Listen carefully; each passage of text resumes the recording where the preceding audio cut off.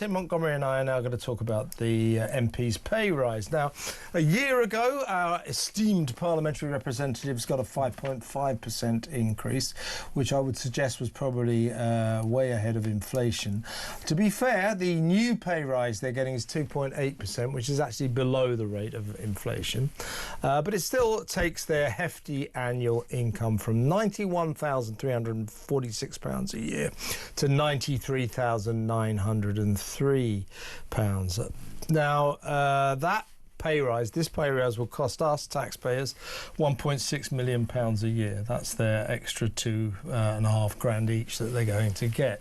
Now, as I say, I mean, I've got my reservations about how much MPs should be paid, but I think, you know, even though I love to say, I'll give them 10 quid a week and tell them to shut up, sometimes I think we all agree that's about all they're worth. But I do think, in a sensible country, you should pay your representatives of the people well, so that you get decent people to represent the population in Parliament, people of quality. That said, 93,903, best part of £94,000. I mean, I suppose I would accept, shall we say, stick another £5,000 a year on that, maybe take it up to £100,000 and then say no more lobbying jobs and no more free tickets, no more free clothes, nothing. That is your income. You can have expenses for secretaries and things like that, your office, but that's it. You'd find that acceptable? I would actually, yeah. And maybe a bit more than 5,000, but I think it would be part of this bargain we were talking about before the break, Kevin.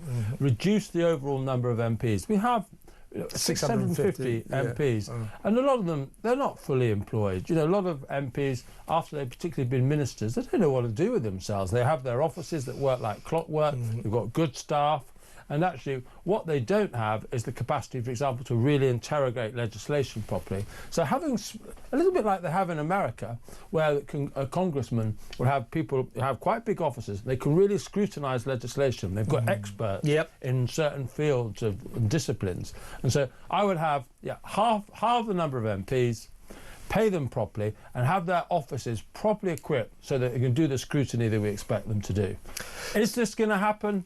Not a chance, because MPs, asking MPs to vote for, half of them to be abolished is a bit like asking turkeys to vote for Christmas. They're just not going to do it. I'm afraid we're probably stuck with the system we have. So your interim solution, whatever you want to call it, pay them a little bit extra, but get rid of the freebies, get rid of the lobbying perks. That's probably the sensible compromise. But they're not going to rally behind that proposal, are they? They're not, but I could see that as doable in a way that my proposal is just probably too much of a stretch. Up in the upper chamber, the old duffers in the House of Lords will now get £371 tax-free for every day they fall asleep up there. I don't mind. It seems like a lot of money, £371 for a single day, tax-free. Nice little racket. Don't forget that, or they don't actually have to go into the House. They just sign in, pick up their money, and they can disappear. Then disappear for lunch or whatever it is that they do. But £371 tax-free for every single day. It seems like a lot. But when it seems astronomical is when you take into account that there's 830 of them or something. So if a hefty number of these people the only turn legislature in the world that is bigger is Chinese Assembly. It's ridiculous. We should do something about this. I mean, it's absurd. I mean, if you recall, in the run-up to the election, around about 6 months before the election, I remember Keir Starmer made a big thing of it. It was his big banner interview in The Guardian or one of the friendly papers. I will scrap the House of Lords and make it much more democratic. He gets into power. What's he doing? Busy appointing lots more lords. But not you or me, which of course is a mistake. A maritime for you, Tim. Me, I'm not so sure. But seriously, this is the perennial story. wannabe prime ministers, wannabe party leaders who say, we've got to do something about this mess that is the House of Lords, because there are too many of them. Too many of them never do anything. That is unfair, actually, on the ones who do work very hard. Some of them are brilliant. To be fair.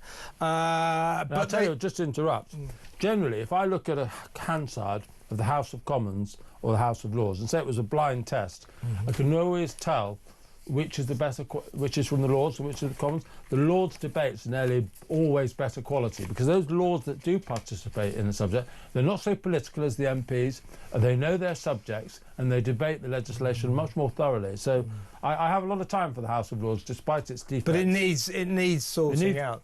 It needs trimming down. There's far too many peers. That we agree on. And I think that we should take away the power of patronage from prime ministers and party leaders. No more should they be allowed to appoint Lords, to nominate Lords and get them into the upper chamber to try and swing debates in their favour, because in the end all that is institutionalised corruption. 100%.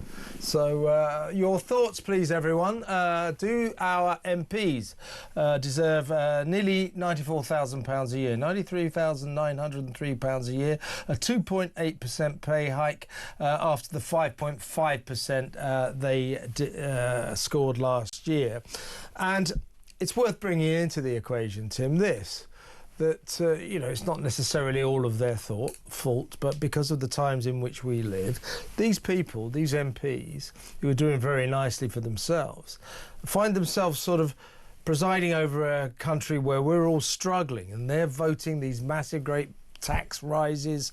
They're voting, they will soon vote to get rid of maybe as many as 50,000 civil servants. So people are losing their jobs. People are being hit by massive tax hikes, not to mention our energy bills that the MPs also have a lot to do with. So these people are making us poorer, while they seem to be doing very nicely.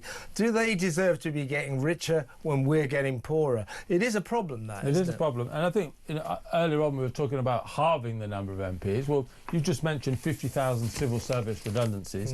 Well, why don't you just start, fellow members of Parliament, cutting 50, cutting 100? Do you really need 650? Show that you're willing to take some of the pain and not just inflict it on others. Yeah, good point. OK, everybody, let me know what you think about this. Do these people deserve a pay rise while they're making us poorer? And what about our suggestions? Maybe give them more money. I mean, it sticks in my throat saying this, but Tim is wise and he's right. Sometimes. Sometimes not so wise. Tim is very wise, it says here. Is my handwriting not clear enough? But perhaps a bigger pay package if we eliminate all lobby-style jobs, no more political influence jobs.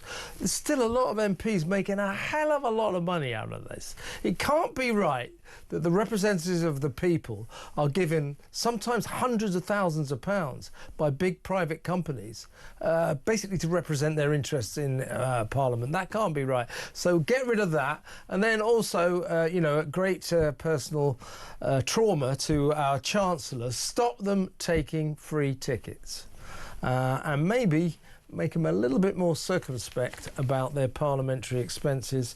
And I'm talking about Just Stop Lindsay Hoyle.